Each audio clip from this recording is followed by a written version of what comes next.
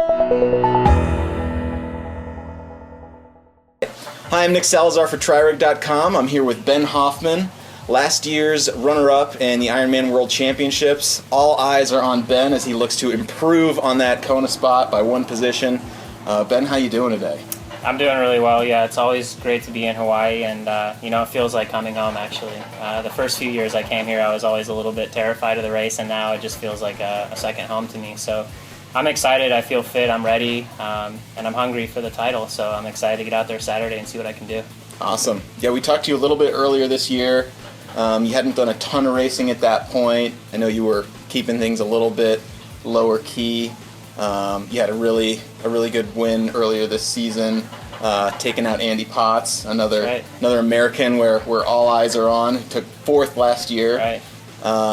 Are you feeling like things are lining up just the way you want them to? Yeah, they really are. I mean, I think you tend to do that as an athlete. You look for the things that are right, at least if you're doing it correctly, I think. And I see a lot of that happening. I've got a great support network here between sponsors and family and friends, and things are coming into place. My body's feeling good. It's starting to freshen up a little bit after a big training block, and I think I'll be ready on race day.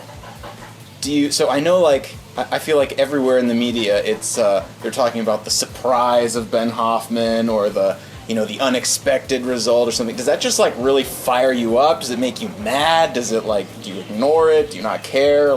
Yeah, I think I gave maybe a little bit of attention to it at the beginning, and it was maybe mildly annoying. But at the same time, it's not really a big deal. At the end of the day, there's only really one person that matters what they think, and it's me. And I'm not helping. Yeah, it's okay. Yeah, no, really what it comes down to is what I believe, and in having the self-belief in myself for the race, and I think, that's at an all-time high. Obviously, getting second place, it changes your perspective and what you expect of yourself, and I have a much higher level of self-belief now, and that's ultimately what the most important thing is. So to me, that's a bit of noise, and I don't pay a lot of attention to it anymore now.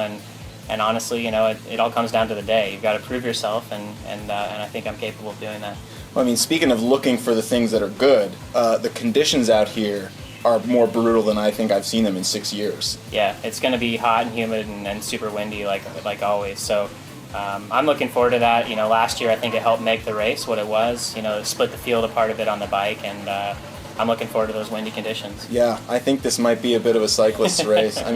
You look out at the ocean, there's more chop out there than I think I've ever seen on this island. Yeah. The trees are sideways. Only going to be worse up by Javi and out by Kauai High and Waikoloa, so looking forward to it. Right on. Well, we got your new rig back here. It's basically identical to the one that we saw earlier this year, except for the paint scheme. Pretty much, yeah. We just set you up with the new brakes. You got your new Night 95s with a little custom checkerboard paint scheme. That's right, yeah. Excited about those. They look great. I think it matches the bike great, and then made it up just recently, threw on the new TriRig brakes, the Omega X, so fired up to roll those, and they're obviously a lot faster, great braking action on them, and thank you. Every little bit of speed counts, so I'm looking forward to getting out there and rolling on it. But yeah, got the 55-11 setup for the downhills, which would be good, yeah, and then S-Works turbo tires, those are nice and quick too. So yeah, turbo cottons. Yeah, turbo cottons, yeah. So yeah, you're running a 26 on the back. Yeah. That's a big, beefy tire, but I guess it mates nicely with the wide rims. It does, yeah. It's a lot about getting that tire to match that rim profile, and those seem to be the ones that work the best for that. And the wheels are quick. I've ridden them fast a couple times this year, but I'm excited to be with Knight Composites. They're a great company, and obviously they've got my back. You can't beat the custom paint on those. You run a 26 up front too? I think it is a 26. Okay. Yeah. So got it. Same match. What's the cassette cluster? I'm running 1128 for the simple reason that I like to be able to cross chain it. Honestly, I like to be able to roll up there, not have to go down to Little Ring at all. But sometimes going into Javi, you find that you actually do need those, that higher range if you want to stay in the big ring at least. Because you'll find yourself in those headwind sections going maybe 11 miles an hour. And it's a bit of a grind, so yeah. So you're rolling a 55-28 as your lowest gear for the race, basically? Pretty much, yeah. You're a monster. If I have to drop it to the Little Ring, I will, but don't tell anyone. You're a monster.